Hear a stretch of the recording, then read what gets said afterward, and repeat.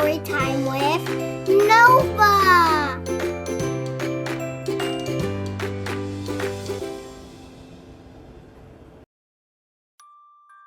Peter Rabbit by Florence Winship.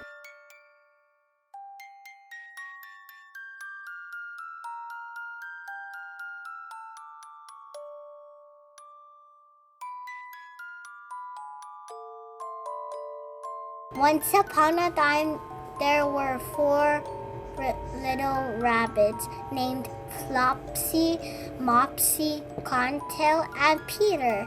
They lived with their mother in a sandbank underneath the roots of a very big fir tree.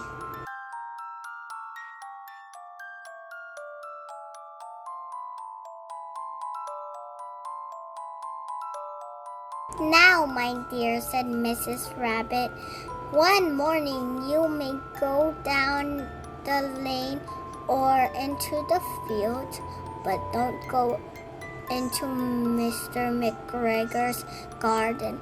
Your father had an accident there. He was put into a bite by Mrs. McGregor. Now run along and don't get into mischief.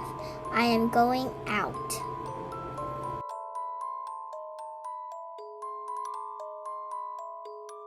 Then Mrs. Rabbit went through the woods to the baker's to buy a loaf of fresh brown bread and 5 currant buns.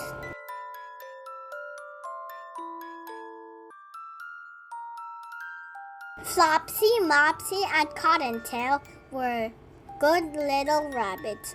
They went hopping down the lane to gather blackberries.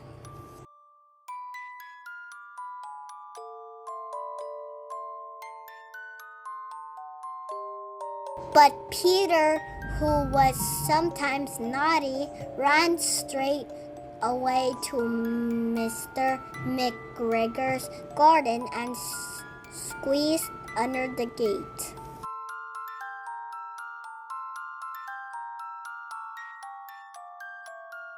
He ate some lettuce and beans and radishes. Then, feeling rather sick, he went to look for some parsley, but who should he see but Mr. McGregor?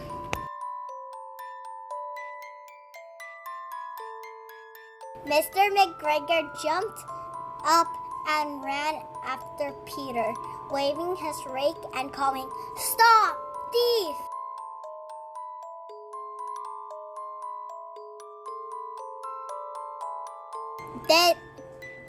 Dreadfully afraid, Peter rushed all over the big garden, searching for the gate.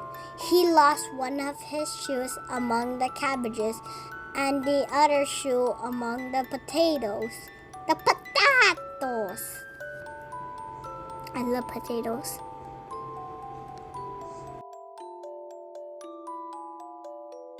He might have got away if he had not caught the buttons of his jacket in a gooseberry net. It was a blue jacket with brass buttons, quite new. I like new jackets, especially if they have a design. When some friendly sparrows heard Peter crying, they begged him to try to get away before Mr. McGregor caught him.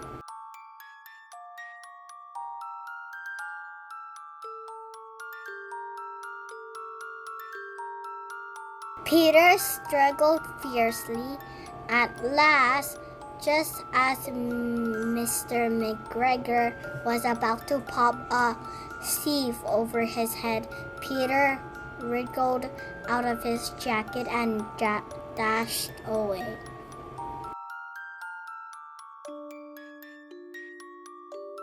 He rushed into a tool shed and hid in a can. It would have been a nice place to hide if there had not been so much water in it.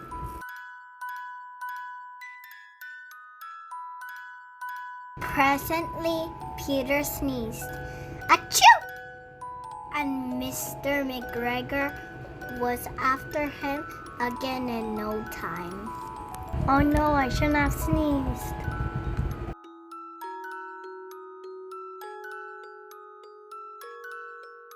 Up and down and all around the garden they ran.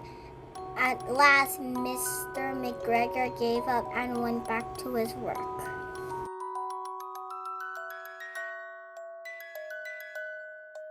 Peter saw a door in a wall, but he was too fat to squeeze under. He asked the mouse the way to the gate, but she had a large pea in her mouth and didn't answer.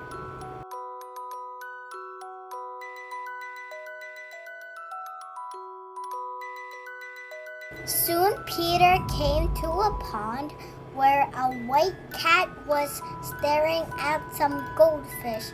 He went on without speaking to her, for he had heard about cats from his cousin Benjamin Bunny.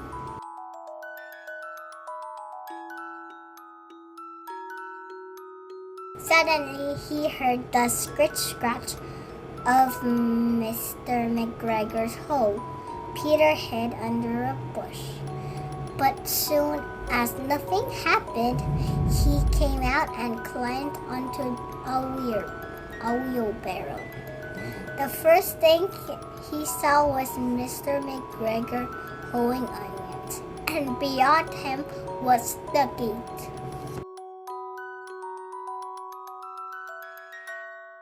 Peter got down very quietly, ran to the gate, and squeezed under. Then he ran as fast as he could. He didn't stop until he was safe at last in the woods. Mr. McGregor hung up Peter's shoes and jacket for a scarecrow to frighten the blackbirds.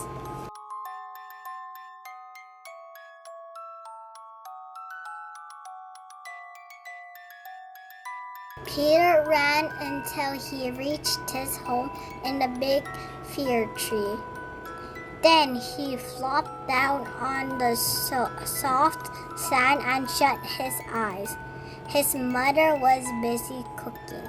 She wondered what he had done with his clothes, for it was the second little jacket and pair of shoes he had lost in a week.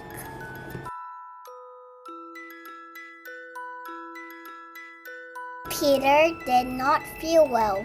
During the evening, his mother put him to bed. She made some chamomile tea and gave a spoonful of it to Peter. But Flopsy, Mopsy, and Cottontail had bread and milk and fresh blackberries for supper.